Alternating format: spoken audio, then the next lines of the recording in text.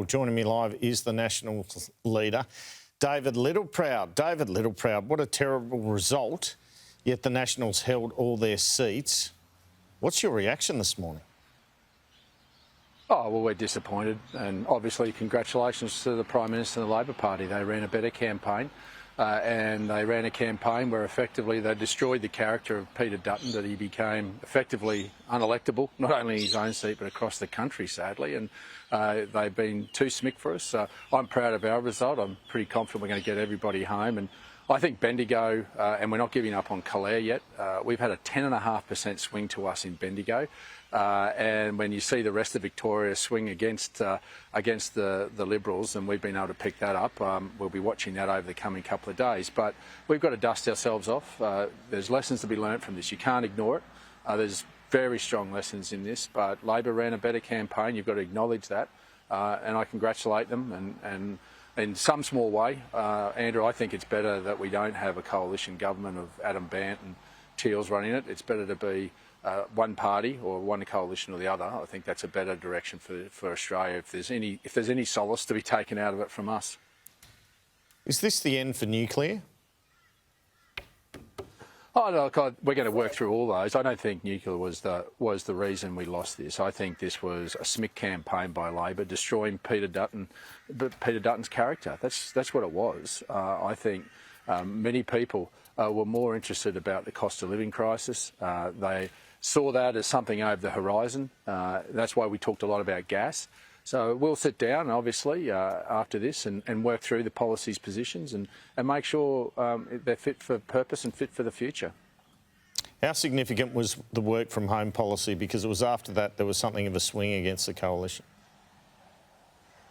Yeah, I think that we've got to be honest, that wasn't handled well. But, I mean, Peter had the courage to say we got it wrong.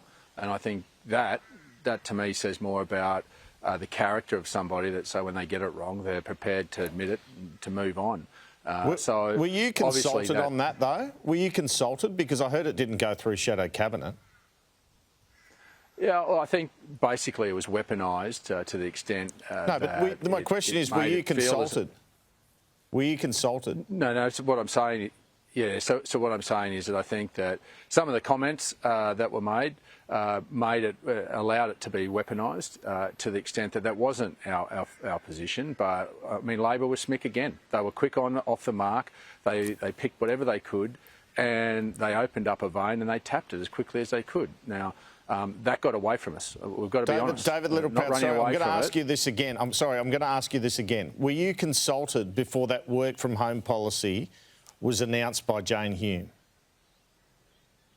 No, it was talked broadly, but the extent and how far it went was another matter. But, I mean, in terms of where Jane went, I think in principle there was a lot of support for what Jane was doing. We wanted to make sure, as Chris Minns had done in New South Wales, as he'd asked his public service to go back to the office after COVID-19.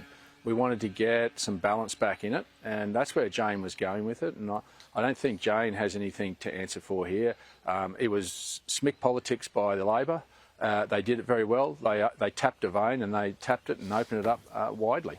How do you feel about Peter Dutton losing his seat? Oh, I think our Parliament's going to be poorer for it. I get to see the real Peter Dutton. He is a man I trust. He genuinely is, and he is a nice guy, despite what image has been portrayed of him.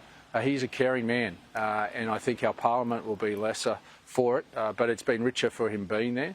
And obviously Peter will obviously have some time now to be back with Kiralee and the family and to give back. But just to understand that politics is brutal. There's a human toll to this, and he and his family are facing that brutal toll this morning.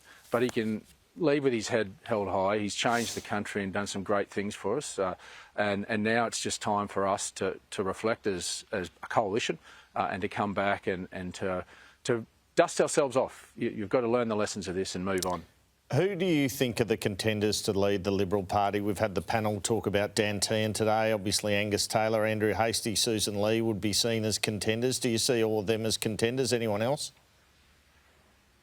Yeah, look, this will be a matter for the Liberal Party to work through. And I think, obviously, Losing Peter leaves a huge void, so that's something they'll work through their own internal process, and I think it's important that the environment's created for them to be able to do that. And I think there's obviously some hurt and there's some rawness, not only for them but for all of us, that they have to work through, and I don't think making comments and adding to commentary when people are raw will add to any value to that, but the Liberals will work through that process and they'll work through that swiftly once some of these polls are declared. The voting's still being counted as we speak, so sure. Obviously there's some close contests that are still going on. Well, just finally, how much was Donald Trump a factor in this election? Well, I think what, again, Anthony Albanese and the Labor team were able to do was to really tap into these issues and then paint Peter and destroy his character. They were smick. You've just got to say, when they found that niche, they actually opened it up, and they opened up that crack and really let the floodgates open. And I think there's a lesson in how they did politics. They did it a lot better than us, and you've got to acknowledge that. They're a slick machine, and all credit to their machine and their federal director as well. This is an emphatic win, we've got to admit that. But I think they used those types of pivot points very effectively in trying to paint Peter and his character, and effectively that made him unelectable in the eyes of the Australian people. Just briefly, David Littleproud, I assume you're wanting to stay on as Nationals leader. Are you expecting any form of challenge? Oh, well, look, I'm not getting ahead of myself. I'd love to continue on as the leader of the Nationals, but we have a cultural process to go through. All the positions open up, but I'm proud of the positions that we took over the last 3 years with The Voice, with nuclear, but also with divestiture, and to be able to come back when there's been carnage right across the electoral spectrum for the coalition. For us to stand here and say we're going to get everybody back and potentially put another one or two in, I think we've done a pretty good job. And I thought our campaign as Nationals has been very disciplined, and I thank all my team for that. But I don't take anything for granted. I'm humbled to be the leader of the Nationals forever how long that gift is bestowed on me by the party room.